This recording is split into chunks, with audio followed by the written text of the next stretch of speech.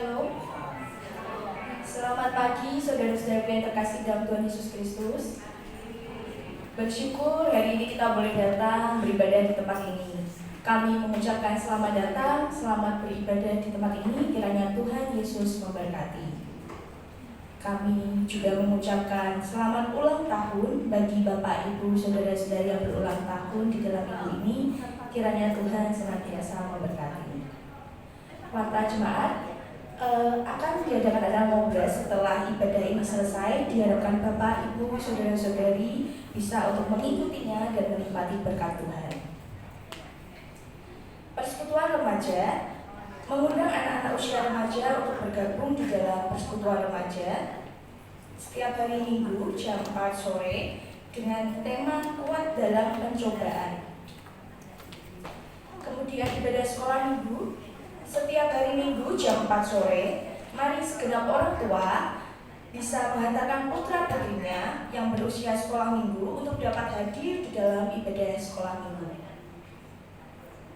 Kemudian ibadah Jumat Agung akan dilaksanakan pada hari Jumat ini 3 April 2026 jam 5 sore di tempat ini dan akan dilayani perjamuan kudus. Segenap jemaat dapat mempersiapkan diri. Untuk ibadah Paskah akan dilaksanakan pada hari Minggu 5 April 2026 dan setelah ibadah akan diadakan acara kebersamaan, bazar pakaian layak dipakai secara gratis dan perjamuan kasih. Demikian warta jemaat, Tuhan Yesus memberkati. Mari kita akan memulai ibadah kita pada pagi hari ini. Bersyukur atas penyertaannya di dalam hidup kita. Kita boleh ada sampai hari ini, itu semua karena anugerah. Mari bersama kita bangkit berdiri. Kita mau menaikkan syukur dan terima kasih atas cinta kasih-Nya kepada kita.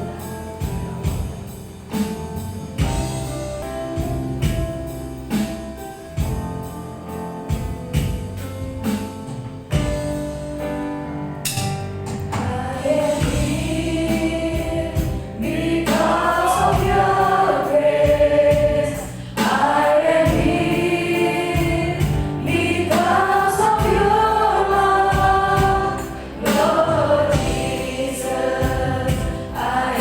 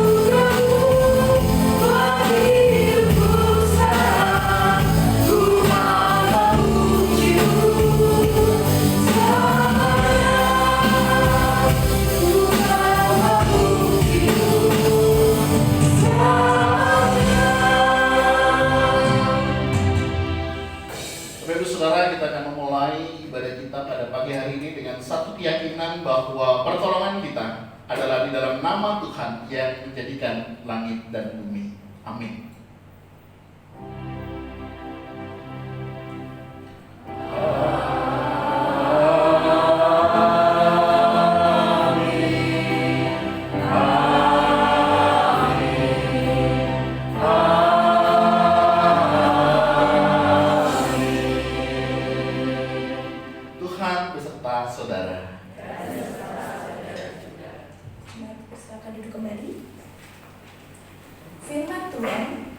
Mendasari ibadah pada pagi hari ini terambil dari Lukas 5 ayatnya yang ke-32. Aku datang bukan untuk memanggil orang benar, tetapi orang berdosa supaya mereka bertobat. Yesus datang ke dunia untuk menyelamatkan kita, bukan karena kita layak, namun semua karena anugerah-Nya, sehingga kita boleh ada sampai hari ini. Untuk itu, biarlah kita memakai hidup ini untuk kemuliaan nama-Nya.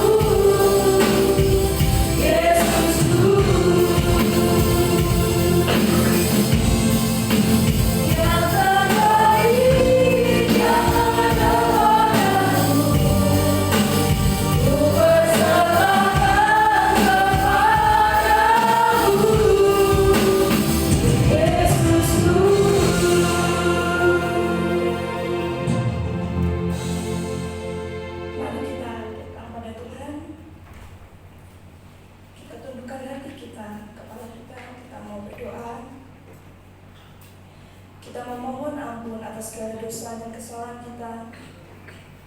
Kita berdoa.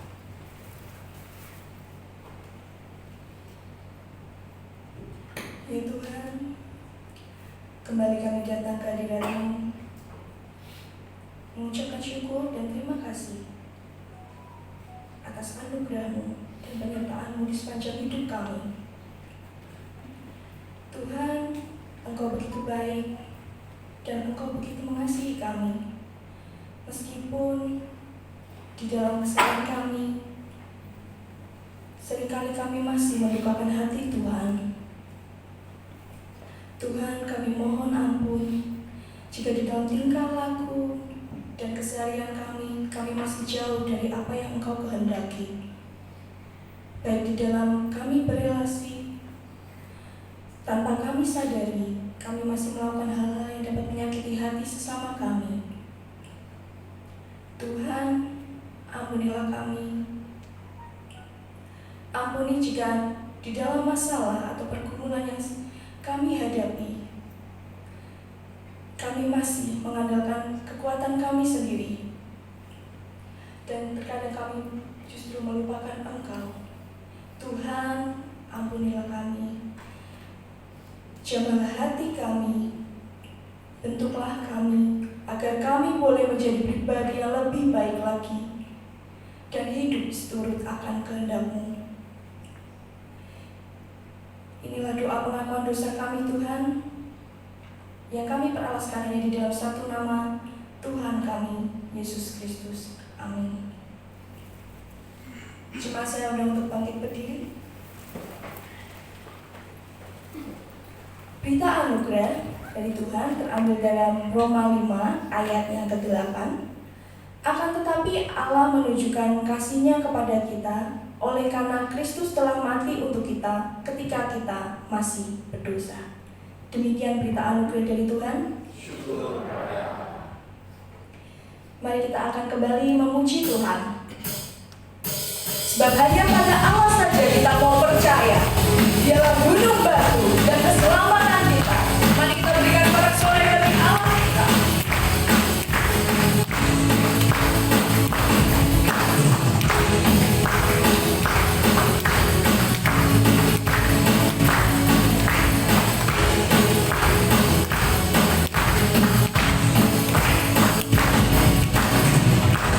Tuhan ada, Tuhan ada, Mas Buku.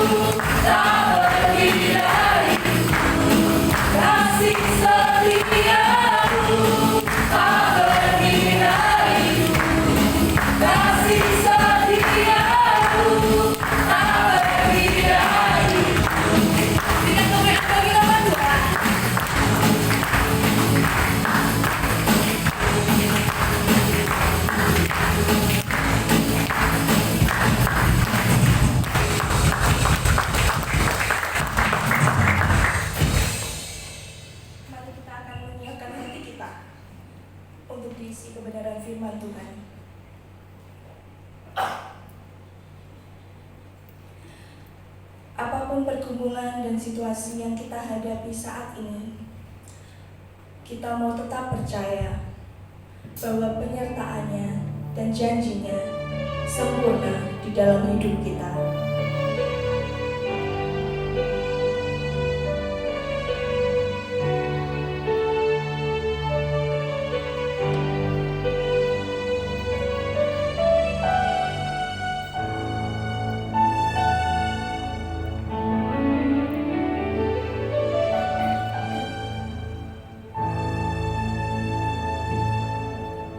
Sungguh besar setiamu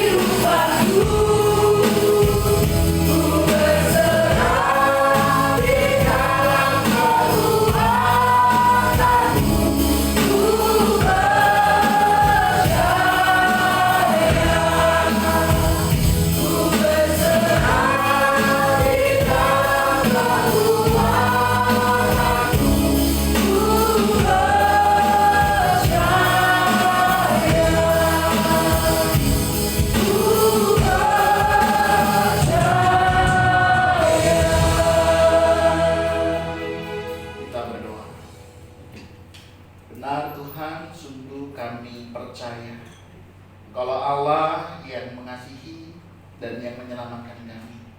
Terima kasih ya Tuhan untuk kasih setia. Kalau Tuhan juru selamat kami.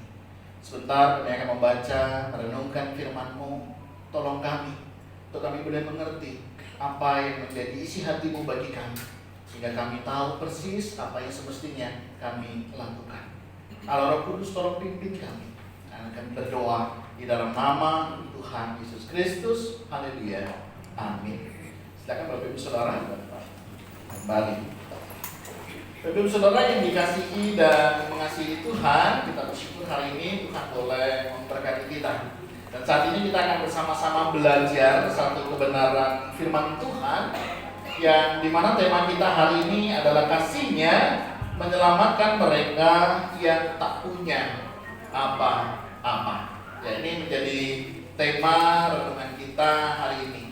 Dan dasar firman Tuhannya terambil di dalam Lukas pasal 23 ayat 33 sampai 43 ya. Kita akan membaca bagian ini. Lukas 23 ayat 33 hingga ayat ke 43. Boleh dibantu dikeluarkan dulu di.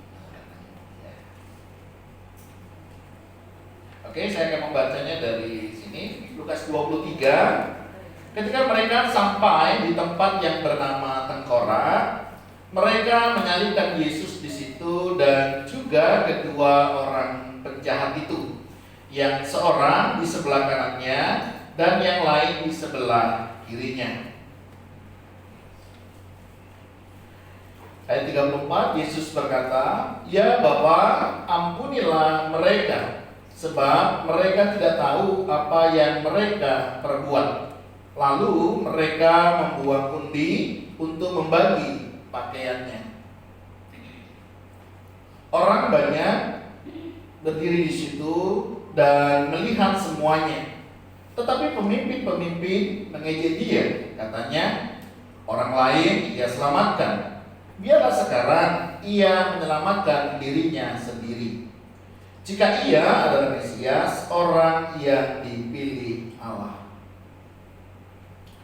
Juga prajurit-prajurit mengolok-olokkan dia.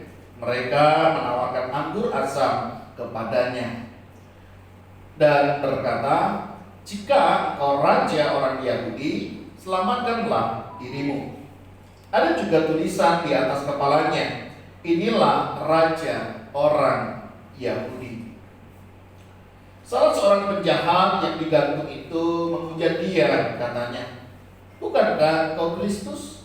Selamatkanlah dirimu dan kami."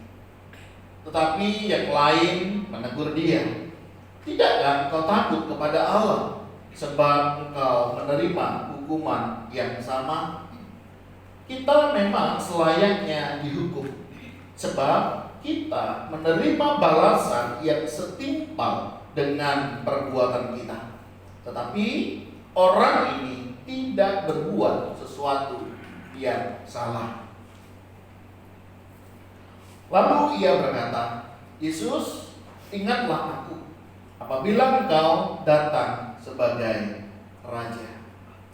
Kata Yesus kepadanya, "Aku berkata kepadamu, sesungguhnya hari ini juga engkau akan ada bersama-sama dengan aku di dalam Firdaus." Amin. Demikian firman Tuhan. Berbahagialah kita membaca, merenungkan, dan yang melakukannya. Hosiana.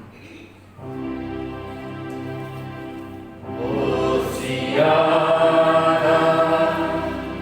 Hosiana, Hosiana.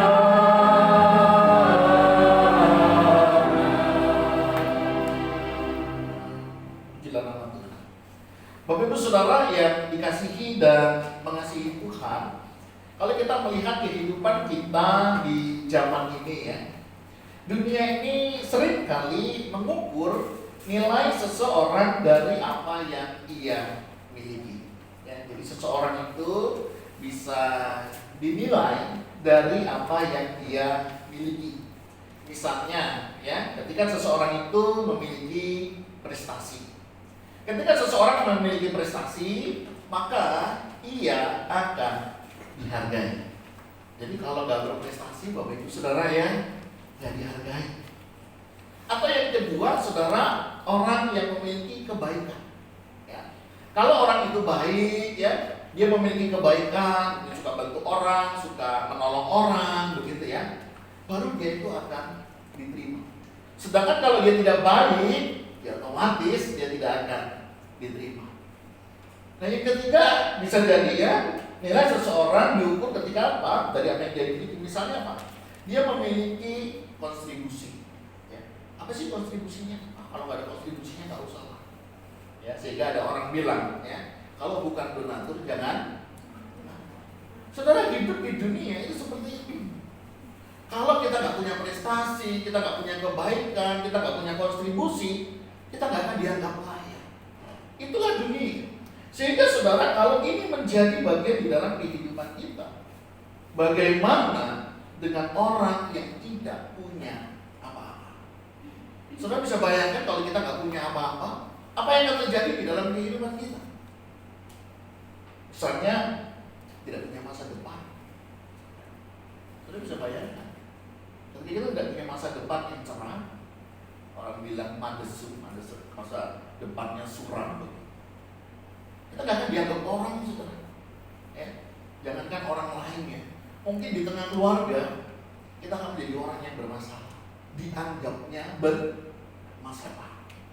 Ya, kalau misalnya ada 5 anak begitu ya, dia anak nomor 3 misalnya.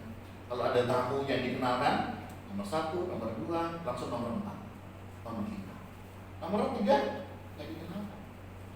Sangat mungkin terjadi dalam kehidupan kita. Bagaimana dengan kita yang tidak punya apa? Tidak punya kebaikan. Dia nggak bisa berbuat baik menurut mata kita.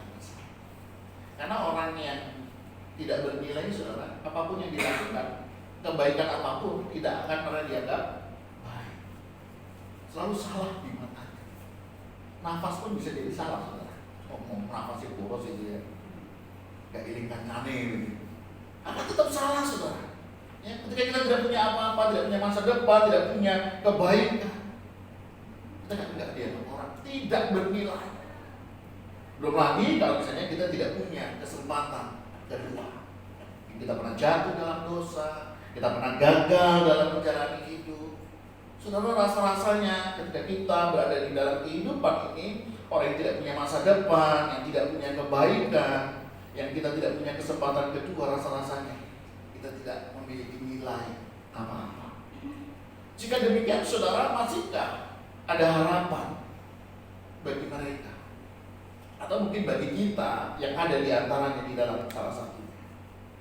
Rasa-rasanya kita sudah tidak memiliki nilai. Kalau yang menjadi nilai adalah ketika mereka berprestasi, ketika mereka memiliki kontribusi, ketika mereka memiliki kebaikan.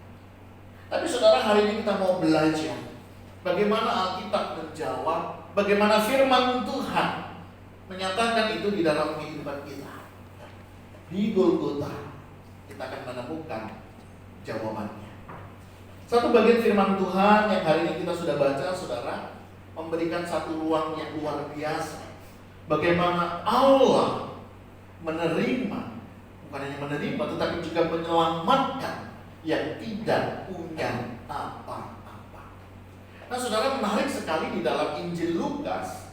Ternyata saudara, kisah di dalam Injil Lukas ini memiliki satu hal yang menarik, berbeda daripada Injil yang lainnya tentunya karena ada penekanan masing-masing. Kisah penyaliban Yesus dengan 2 orang penyamun, 2 orang penjahat, ternyata saudara dicatat dalam 4 Injil. Ya, menarik ya. Kisah ini menarik sekali, saudara, karena sampai 4 Injil memberikan perhatian dan memberikan catatan khusus dalam bagian ini. Namun ada beberapa perbedaan kalau kita melihat sekilas saja. Nah, yang pertama, saudara, di dalam Injil Matius, dalam Matius 27 misalnya ayat 44, di mana kedua penjahat ini, saudara, mereka menghina Yesus. Ya. Jadi dalam Matius 27 ayat 44, kedua penjahat ini, saudara, dicatat mereka sama-sama menghina Tuhan Yesus. Demikian juga di dalam Injil Markus ya, Markus 15 ayat 32 misalnya, Kedua penjahat juga mencela Tuhan Yesus. Nah, Injil Yohanes tidak mencatat saudara dialog penjahat itu karena fokusnya berbeda. Tapi kisah penyaliban itu ada. Nah, apa yang saya katakan tadi berbeda? Perbedaan di sini sudah di dalam Injil Lukas, ya. Dalam Lukas 23 ayat 39 sampai 43 khususnya. Di sana dicatat saudara satu penjahat memang menghina, menghujat, begitu ya, mencela, menghina. Tapi ada satu penjahat yang bertobat dan percaya. Apakah ini menjadi celah bahwa Alkitab itu berbeda satu dengan yang lainnya? Apakah ini memberikan catatan bahwa ada ketidakkonsistenan di dalam catatan Alkitab? Kenapa Injil Matius, Markus, dan Yohanes ini harus tidak mencatat? Matius, Markus kok isinya menghina, sedangkan di dalam Injil Lukas kok ada catatan pertobatan? Apakah ada yang salah? Ataukah ada yang berbeda di sini? Nah, saudara, kalau kita melihat pada bagian ini sebenarnya tidak ada yang salah. Semuanya benar. Cuma bedanya di mana, saudara? Di dalam penekanannya. Dalam Injil Matius dan Markus ini hanya mencatat pada bagian yang di situnya saja. Karena yang menjadi penekanannya bukan pada pertobatannya. Sedangkan di dalam Injil Lukas adalah catatan tentang bagaimana dua orang penyamun itu memberikan komentar. Nah, salah satunya menghina, tapi yang satunya mengalami pertobatan. Yang tentunya ini seiring saudara dengan tujuan daripada Lukas mencatat bagian ini. Sehingga kita bisa lihat mengapa Lukas menambahkan detail pada catatan ini. Karena begini saudara, Lukas punya tujuan teologis yang kuat. Ya, jadi Lukas bukan mau cari yang aneh-aneh ya. Matius gak ada, Markus gak ada, terus Lukas catat jadi enggak saudara. Karena Lukas punya tujuan teologis yang kuat. Salah satunya saudara, dia mau berbicara tentang kasih karunia bagi orang yang berdosa. Kalau saudara melihat di dalam catatan Lukas, sangat kental sekali catatan-catatan ini. Ya, bagaimana orang itu berdosa, bagaimana orang itu sembuh melalui imannya dan lain sebagainya. Hanya juga mengingatkan kita bahwa orang-orang berdosa ini tak punya apa-apa. Lukas sangat memperhatikan pada bagian ini. Ya, penulis Lukas cukup detail saudara dalam beberapa catatannya.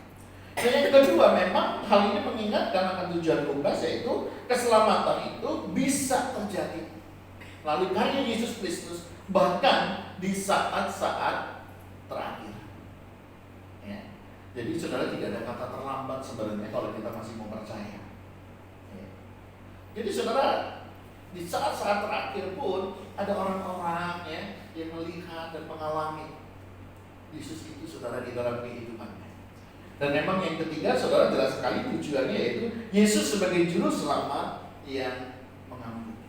Inilah yang mau ditekankan dalam catatan Injil Lukas.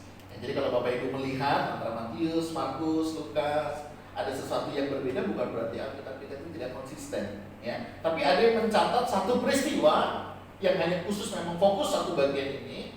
Ya, kalau Matius, Markus itu kan memang berbicara tentang pengajaran, karya Kristus dan lain sebagainya. Itu yang lebih ditekankan. Sedangkan di sini kita mau melihat bagaimana Lukas mau menyatakan ada hal-hal yang lain seperti itu. Nah, Bapak Ibu saudara, inilah kenapa Lukas memberikan catatan yang berbeda.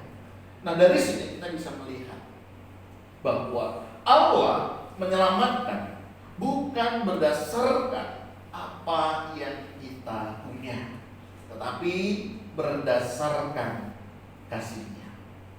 Dari sini kita melihat bagaimana Allah berinisiatif untuk menyelamatkan manusia. Bukan manusia yang berinisiatif untuk mencari Allah. Karena ketika manusia jatuh di dalam dosa, tidak ada lagi dia kepikiran untuk mencari Allah. Kalaupun dia mencari Allah, mereka mencari Allah yang salah. Contohnya, kalau Bapak Ibu memperhatikannya di dalam kitab Kejadian pasal yang pertama. Apakah kebetulan Musa mencatat masa penciptaan hari pertama, hari kedua, sampai hari ke-6?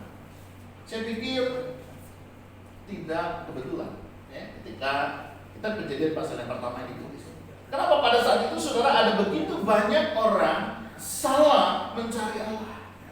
Ya, ketika manusia jatuh di dalam dosa, kesadarannya akan Allah itu udah nggak ada. Kalaupun ada, itu jatuh-jatuhnya apa? Mencari Allah yang salah. Sehingga dalam kitab Kejadian sangat menarik ya, kalau kita memperhatikan bagaimana firman Tuhan mengingatkan. Ingat loh ya, langit bumi itu diciptakan Tuhan. Burung, hewan, darat, laut, udara, semuanya ini diciptakan Tuhan. Tumbuh-tumbuhan itu Tuhan yang ciptakan. Saudara, ini semua adalah karya Tuhan. Mestinya kalau kita mau menyembah, jangan menyembah ciptaan. Kalau kau mau menyembah, sembahlah penciptanya. Jadi saudara, kalau kita mau perhatikan, ini karya Tuhan yang luar biasa. Dari sini kita diingatkan bahwa Allah menyelamatkan bukan berdasarkan apa yang kita punya, melainkan berdasarkan kasih. Nah saudara, saya mau mengajak kita untuk mengingat peristiwa bagaimana penyaliban Yesus itu. Saudara bisa membayangkan situasinya ya, ada di bukit Golgota, ya, bukit tengkorak, tentunya mirip tengkorak begitu. Ada 3 salib berdiri di sana. Ada banyak orang yang mengejeknya, ya, bahkan orang-orang yang ngerti hukum Taurat, ya, ahli-ahli Taurat pun, yang mengerti kebenaran, yang tahu akan ada nubuatan itu pun, mereka mengejeknya, saudara. Pemimpin agama juga mencibirnya. Terlepas dari rasa risau ini, terlepas dari rasa kebencian karena popularitasnya mulai menurun. Tapi apapun itu saudara, mereka mencibir. Bahkan beberapa tentara kita juga melihat di sana juga mengolok-olok dia. Sekalipun di bagian akhir begitu ya, ada yang berkata, benar, dia adalah Allah. Saudara, kadang di momen-momen seperti itu kita melihat karya-karya Tuhan di dalam kehidupan kita. Nah saudara, di tengah semuanya itu ada 2 penjahat yang juga tergantung di atas kayu salib yang sama. 2 orang yang sama-sama bersalah. Bersalah bukan karena dikriminalisasi saudara, tapi kan memang dia seorang penjahat, dia seorang yang bersalah, sehingga dia layak dihukum. Sehingga tadi dia bilang, kita ini dihukumnya karena kesalahan kita. Tapi kalau dia kan tidak. Sudah terjadi percakapan di sana. Itu satu kesadaran, mereka disalib karena memang mereka bersalah. Mereka disalib karena mereka menerima sebuah hukum. Kalau kita melihat posisi ini saudara, menggambarkan bahwa 2 penjahat ini sama-sama sudah tidak punya masa depan. Sebentar lagi mereka akan meninggal dan selesai. Mungkin kisah itu akan ditutup demikian. Namun ternyata terjadi respon yang berbeda. Kalau kita melihat pada catatan firman Tuhan yang hari ini menjadi bacaan kita menemukan di sana bahwa kita diselamatkan saudara bukan karena kita punya sesuatu. Seperti seorang penjahat di sebelah Tuhan Yesus. Masa depannya dia udah gak ada saudara, karena di situ dia akan meninggal. Dia juga tidak punya kesempatan untuk turun dari salib, kemudian dia berbuat baik, dia pergi ke gereja, percobaan Lamongan misalnya. Gak ada kesempatan lagi saudara.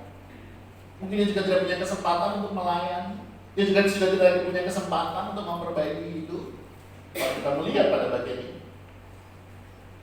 sudah selesai harapannya.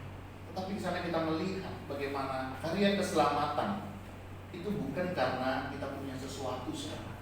Ingat, Tuhan yang berinisiator untuk menyelamatkan. Dan bukan karena kita, tapi karena kasih-Nya. Di sini kita melihat penjahat ini saudara, dia benar-benar tidak punya apa-apa. Bahkan dia sendiri juga mengaku, kita memang selayaknya dihukum.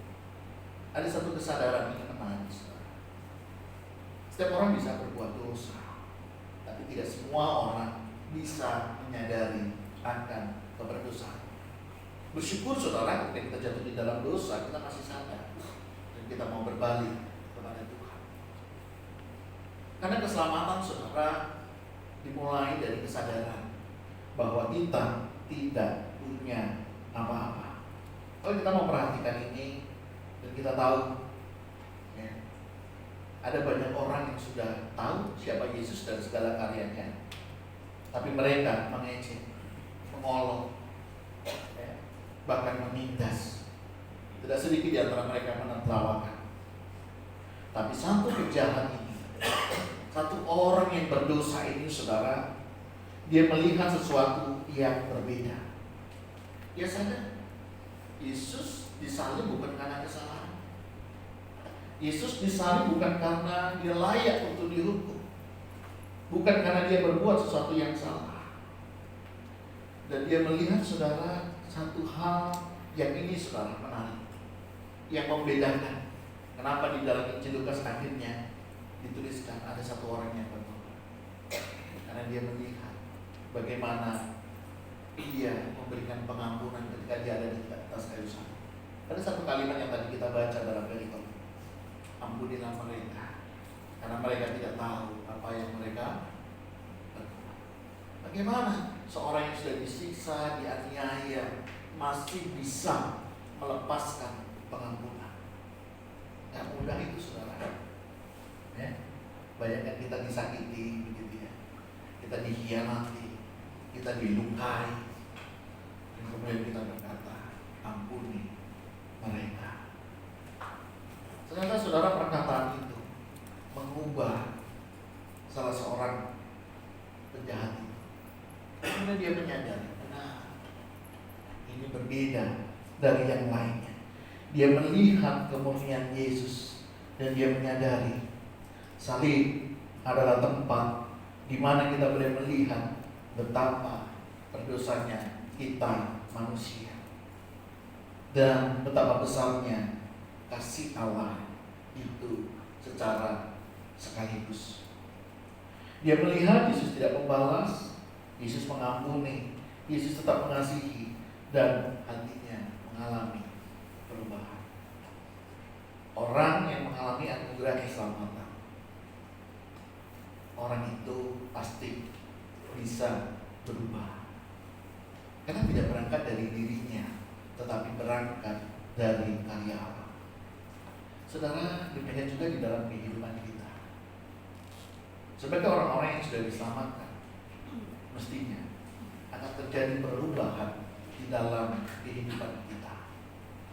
Kalau kita boleh jujur dalam kehidupan kita hari ini, kira-kira perubahan apa yang terjadi setelah saya mengenal Kristus dan sebelum saya mengenal Kristus? Ini jadi pertanyaan buat kita semua. Dalam satu catatannya, saudara, Charles Spurgeon menyatakan, tidak ada seorang pun yang datang kepada Kristus tanpa terlebih dahulu menyadari bahwa ia tidak membawa apa-apa selain dosanya. Saudara, hal ini tentunya mengingatkan kita ketika kita datang kepada Tuhan. Apa sih yang sering kali menghalangi kita untuk kita bisa datang memuji menyembah Tuhan? Salah satunya, saudara, karena apa?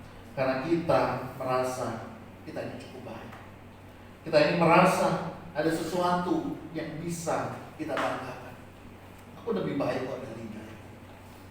Aku lebih tahu firman Tuhan daripada dia.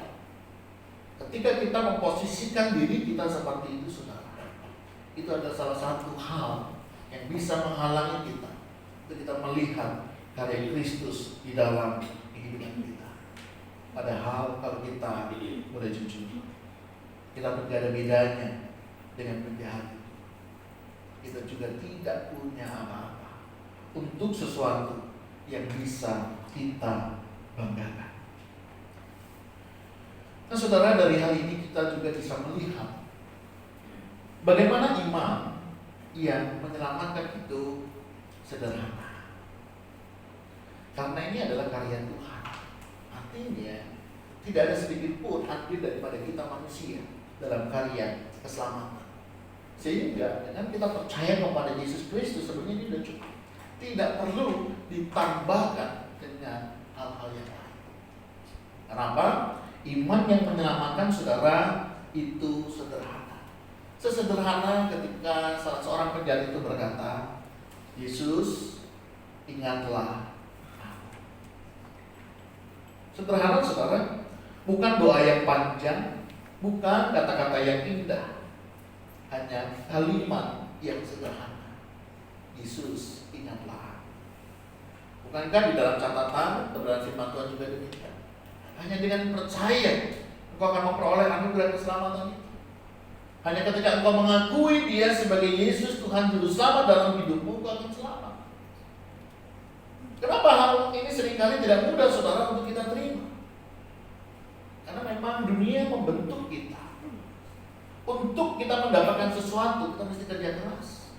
Untuk mendapatkan sebuah prestasi, kita perlu jungkir balik dan tulang supaya kita diakui dan diterima. Kalau kamu mau sukses, mestinya kamu juga mesti berusaha lebih keras. Bukankah itu dunia ajarkan? Untuk hal-hal duniawi saja kamu perlu berjuang sedemikian rupa. Apalagi ketika engkau untuk mendapatkan kehidupan yang kekal. Tidak mungkin rasanya hanya dengan kata percaya.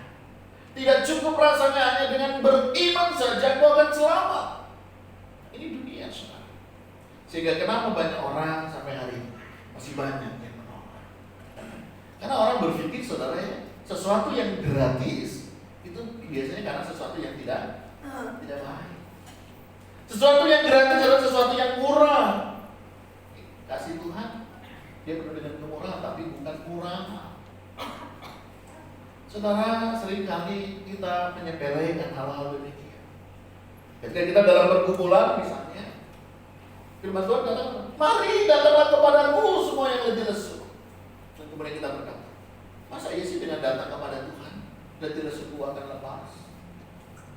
Apa iya ketika kita percaya kepada Tuhan, masalahku akan selesai? Aku bisa menanggung semuanya. Bukankah firman Tuhan juga berkata, segala perkara dapat kutanggung di dalam Dia yang memberi kekuatan kepadaku. Sudah sering kali kita tuh masih meragukan firman Tuhan di dalam kehidupan kita.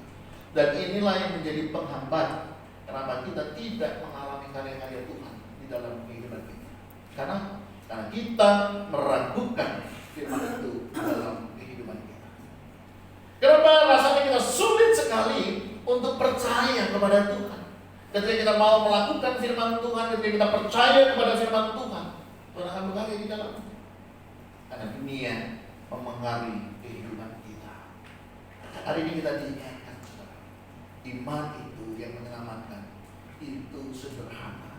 Sesederhana ketika penjahat itu berkata, Yesus, ingatlah aku. Sama dalam perjalanan kehidupan kita. Ketika kita mengalami pergumulan dalam hidup, apa yang kita bisa katakan? Tuhan, tolonglah aku.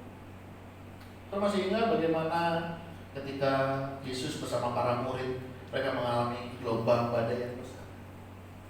Satu kata dari muridnya, Yesus, tolonglah aku. Apakah dia tidak menolong? Dia menolong, saudara.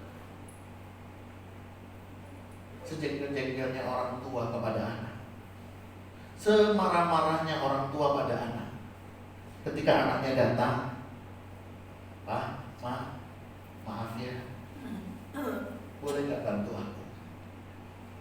Boleh gak tolong aku? Kira-kira apa respon kita orang tua? Menolak? Membiarkan?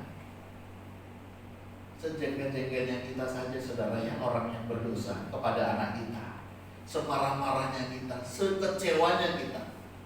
Namun ketika anak itu datang pada kita dan berkata, Pak, maaf ya, saudara maafin kan? Dan ketika minta tolong, saudara tolong kan? Kita yang jahat saja, kita yang masih berdosa saja, tahu hal itu saudara. Apalagi Tuhan Yesus kita. Sehingga Tuhan ajarkan, gak perlu bertele-tele. Iman itu sederhana, saudara. Ketika engkau mau percaya kepada Tuhan, dan ketika engkau mau percayai Dia dan mempercayakan hidup kita kepadanya, Tuhan berkarya dalam kehidupan kita. Iman bukanlah usaha besar manusia kepada Allah, tetapi tangan kosong yang menerima anugerah Allah. Saudara, inilah iman, saudara. Bukan karena usaha kita, saudara, untuk kita datang kepada Allah, membujuk Allah, bukan. Tetapi ada tangan kosong yang menerima anugerah Allah. Dari sini kita melihat bahwa keselamatan tidak tergantung pada besar kecilnya iman kita, tetapi kepada siapa iman itu diarahkan. Kalau iman kita jelas arahnya kepada Yesus Kristus, itulah iman yang kita amankan. Tapi jika iman kita kepada yang lain, itu yang menjadi masalah. Makanya ada iman yang salah. Ada iman yang melompat di dalam kegelapan. Ada iman yang hanya sekedar saja. Tapi iman kita adalah iman yang menyelamatkan. Iman yang berserah dan diarahkan kepada Yesus Kristus. Dan penjahat ini mengarahkan imannya kepada Yesus. Dan dia pun akhirnya mengalami karya keselamatan itu. Dengan apa? Dengan sebuah kepastian yang Yesus nyatakan. Kasih Yesus memberi kepastian seketika itu juga. Di mana Yesus berkata, hari ini juga engkau akan bersama-sama dengan aku di Firdaus. Saudara, kata hari ini menyatakan waktu itu. Tidak menunggu ya, ketika nanti kamu turun dari salib, kalau kamu punya kesempatan, kamu berbuat baik, kamu melayani, kamu memberi untuk Tuhan, baru kamu akan selamat. Nah, dalam kondisi masih disalib, dalam kondisi dia masih tergantung, dan dia berkata, hari ini juga. Itu Tuhan nyatakan. Sama dalam kehidupan kita. Ketika kita menerima Yesus Kristus sebagai Tuhan Juru Selamat dan percaya kepada Dia sebagai Tuhan Juru Selamat dan mempercayakan hidup kita kepadanya, hari ini juga saudara, kita menerima anugerah keselamatan itu. Dan bersyukur bagi kita yang hari ini sudah menerimanya. Dan kalau ada di antara kita yang hari ini masih ragu, ya, belum percaya, saudara, hari ini Tuhan memberi kita kesempatan untuk kita boleh datang kepada hal yang sama. Aku mau percaya kepada Yesus. Dan setiap kita yang mengaku dan percaya, mereka memperoleh keselamatan. Di bawah kolong langit ini tidak ada nama lain lagi yang bisa menyelamatkan kita kecuali Yesus Kristus. Dan hanya Dia yang memberikan jaminan untuk keselamatan itu ada dalam kehidupan kita. Saudara, ini mengingatkan kita, Tuhan memberi janji yang pasti. Bukan mudah-mudahan, tapi janji yang pasti. Karena kasih karunia itu mahal, saudara, sehingga menuntut segalanya dari Kristus, tapi diberikan dengan cuma-cuma kepada kita. Ini gratis, saudara. Tapi bukan berarti yang gratis ini yang murahan, saudara. Ya, di sana dinyatakan apa? Menuntut segalanya dari Kristus. Dia yang dari surga turun ke bumi menjadi manusia, menderita, bahkan dia taat setia sampai mati di atas kayu salib. Dan luar biasa, dia bangkit. Itu yang nanti akan kita peringati. Dia naik ke surga, dia mengutus Roh Kudus yang akan memimpin kita sampai hari ini. Dan nanti dia akan kembali menjemput setiap kita. Dia datang sebagai hakim, bukan menghakimi masuk surga atau tidak. Karena setiap orang yang percaya sudah pasti masuk surga. Tapi dia akan menghakimi, akan menyatakan itu. Dan mana yang dapat mahkota ini, mahkota ini. Soalnya itu janjinya, itu akan dinyatakan. Kasih karunia itu memang mahal, saudara. Karena Yesus sampai berkorban demikian. Dan itu diberikan cuma-cuma kepada setiap kita. Orang yang disalib itu, saudara, dia tidak punya masa depan. Tetapi Yesus memberikan kekekalan. Penjahat itu, saudara, tidak punya kebaikan. Tetapi mereka menerima kasih yang sempurna.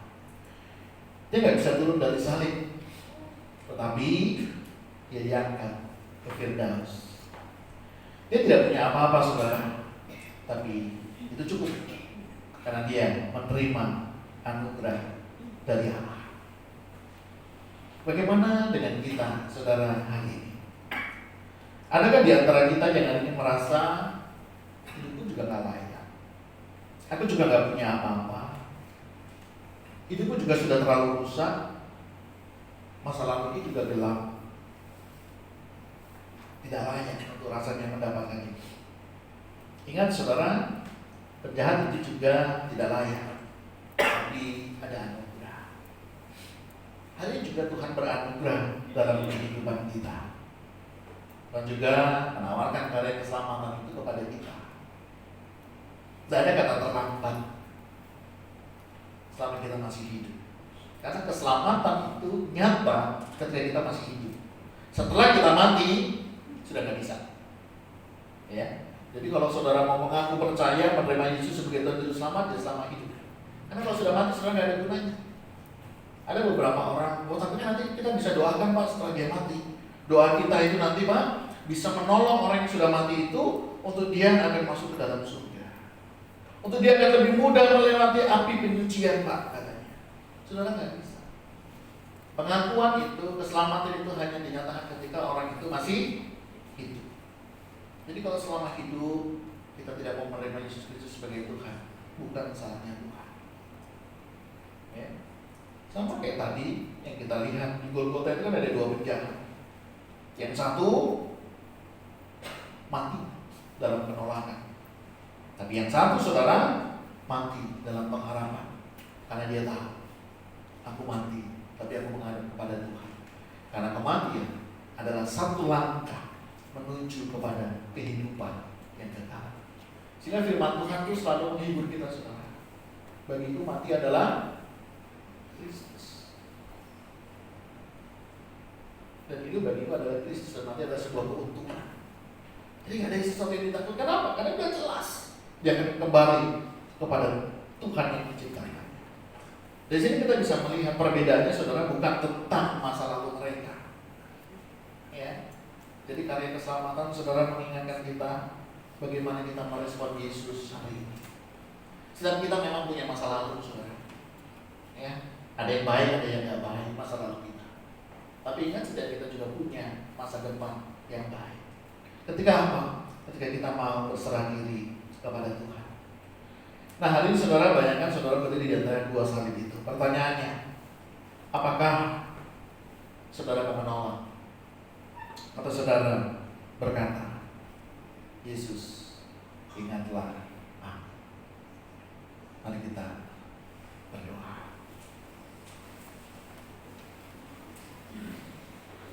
Mari saudara kita ambil satu hening sejenak di hadapan Tuhan.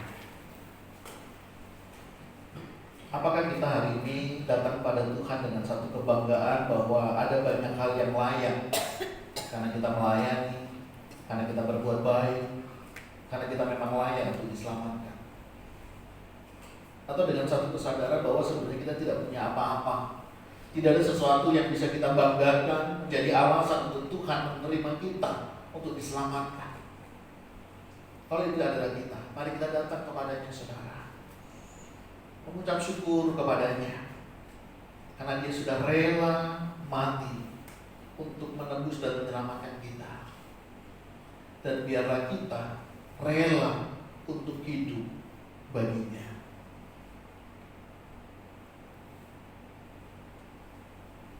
Terima kasih Tuhan untuk firman-Mu. Hari ini Kau boleh mengingatkan kami akan karya keselamatan itu. Kami tidak punya apa-apa untuk kami banggakan. Tidak ada satu alasan pun Tuhan dari kami untuk kami layak untuk diselamatkan. Karena kami tahu kami adalah orang yang berdosa. Kami hanya bisa menerima anugerah daripada-Mu. Terima kasih ya Tuhan untuk anugerah keselamatan yang Kau boleh berikan. Terima kasih untuk pengorbanan-Mu di atas kayu salib. Engkau rela mati bagi kami. Tolonglah kami ya Tuhan, untuk kami juga rela hidup kami untuk Tuhan. Kuatkan teguhkan iman kami dalam menjalani masa raya Prapaskah. Terus sekali lagi kami merenungkan akan kasih setia Tuhan. Kami juga berdoa untuk hari Jumat kami akan ibadah Jumat Agung, di mana kami akan sekali lagi mengenang akan karya salib itu. Siapkan juga kami ya Tuhan untuk menerima perjamuan kudus, darah yang tercurah dengan tubuh yang tercabik-cabik bagi kami. Bila kami menyadari akan kasih setia-Mu bagi kami. Hari Minggu juga kami akan merayakan hari kebangkitan itu.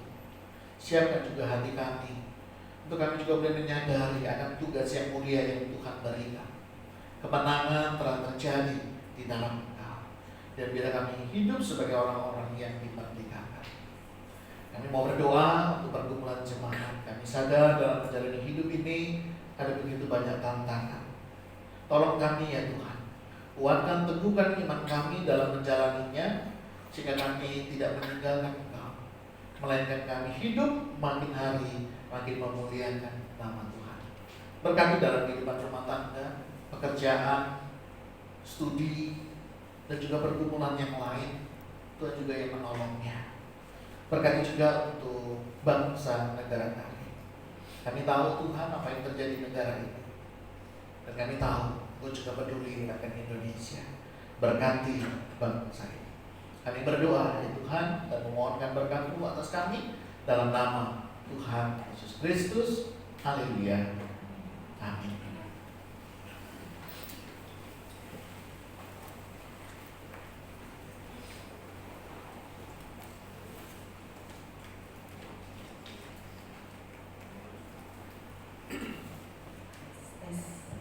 Mari Bapak Ibu Saudara, kita akan pamit berdiri dengan jemaat Istana pada tempat kita akan mengucapkan pengakuan iman rasuli yang berbunyi demikian. Aku percaya kepada Allah, Bapa yang Maha Kuasa, Khalik langit dan bumi, dan kepada Yesus Kristus, Anak yang tunggal Tuhan kita, yang dikandung dari Roh Kudus, lahir dari anak darah Maria, yang terdiri kasih Sarah, di bawah pemerintahan Pontius Pilatus, disalibkan, mati dan dikuburkan, turun ke lapangan jahanam. Pada hari yang ketiga, bangkit pula dari antara orang mati, naik ke surga, duduk di sebelah kanan Allah, Bapa yang Maha Kuasa, dan dari sana Ia akan datang untuk menghakimi orang yang hidup dan yang mati. Aku percaya kepada Roh Kudus, gereja yang kudus dan am, persekutuan orang kudus, pengampunan dosa, kebangkitan orang mati, dan hidup yang kekal. Amin. Bapak Ibu dipersilakan duduk kembali. Nats persembahan akan saya bacakan dari 2 Tawarik 31 ayat 6. Orang Israel dan orang Yehuda yang tinggal di kota-kota Yehuda juga membawa persembahan persepuluhan yang terdiri dari lembu sapi dan kambing domba, dan persembahan persepuluhan yang terdiri dari persembahan kudus yang telah dikuduskan bagi Tuhan Allah mereka. Semuanya itu diletakkan mereka bertimbun-timbun. Bapak Ibu dapat mengumpulkan persembahan setelah pulang dari tempat ini, memasukkannya ke kota yang telah disediakan dari amplop-amplop yang tersisih di warta. Sekarang kita akan masuk di dalam doa persembahan. Mari kita berdoa. Kami mengucap syukur Tuhan jikalau pada pagi hari ini kembali kami menerima undangan-Mu untuk beribadah di tempat ini. Kami bersyukur untuk firman-Mu dan kami bersyukur kami boleh diberi kesempatan untuk memberikan persembahan kami. Kiranya pengurus pos pelamongan boleh mengelola persembahan kami ini untuk pelayanan di tempat ini dan untuk kemuliaan nama Tuhan saja. Terima kasih Bapa, kami berdoa menyerahkan ibadah kami selanjutnya ke lapangan Engkau yang pimpin. Dalam nama Yesus Kristus kami berdoa dan mengucap syukur. Amin.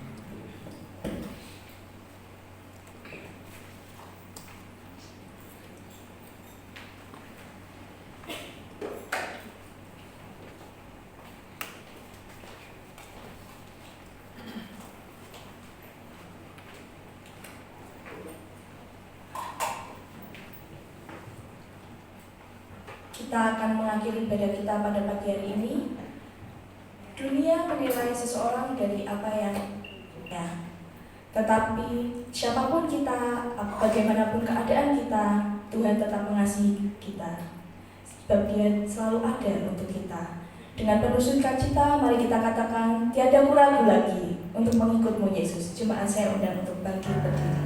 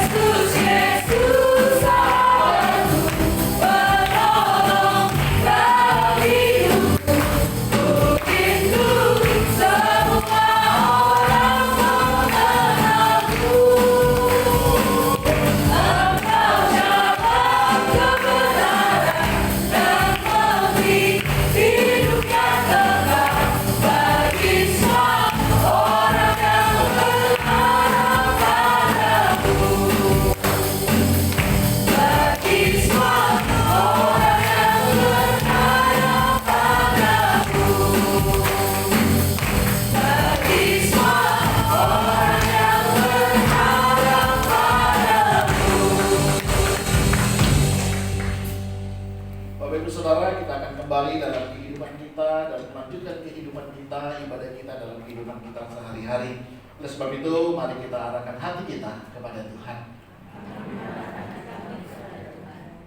Biar setiap kita menjadi saksi-saksi Kristus di dalam kehidupan kita.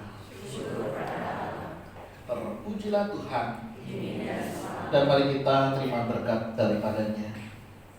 Biarlah berkat, anugerah, dan damai sejahtera dari Allah Bapa kita dan dari Tuhan Yesus Kristus serta pertolongan Allah Roh Kudus menyertai, memberkati, dan memampukan kita untuk tetap percaya dan setia kepada Dia mulai hari ini sampai selama-lamanya. Amin. Hosiana.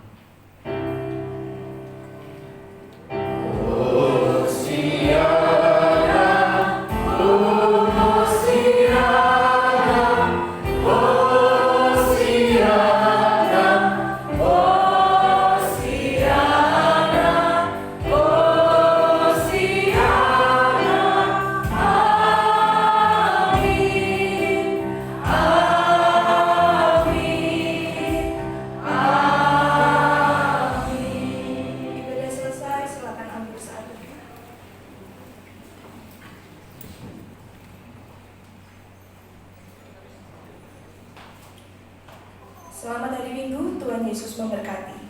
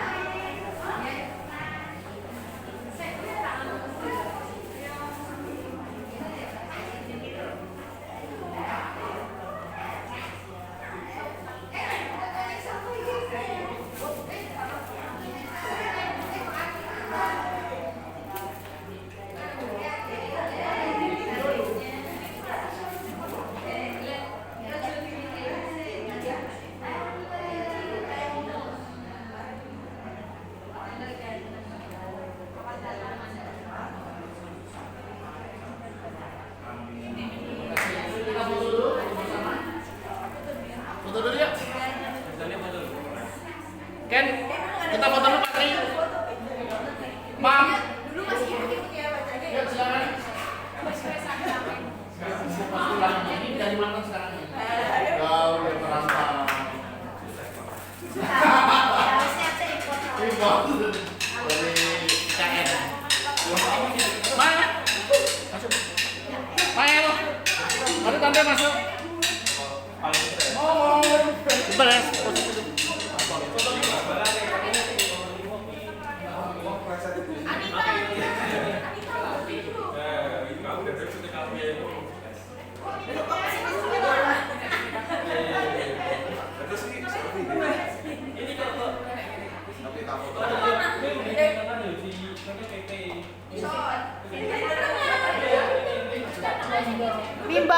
Mimbarnya yang dimundurkan.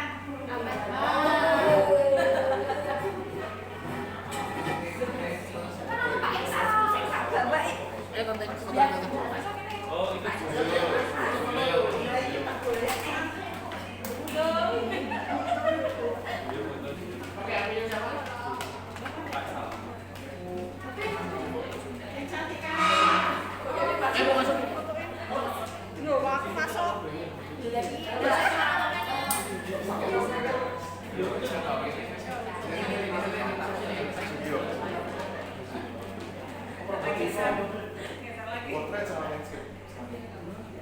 Nanti lihat ada yang boleh. Ada ini ada rata. Landscape ini. Nah, di sini potret baru landscape ya. Hah? Terang sini. Oh. Belakang sini ketinggi loh.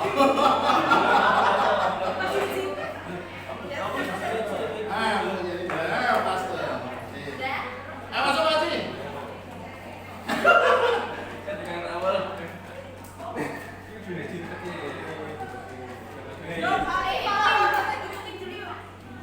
Satu, dua.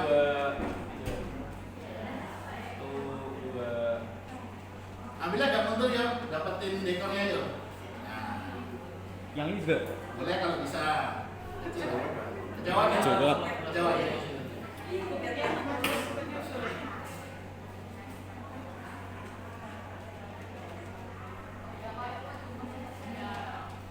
Oke. Cheers.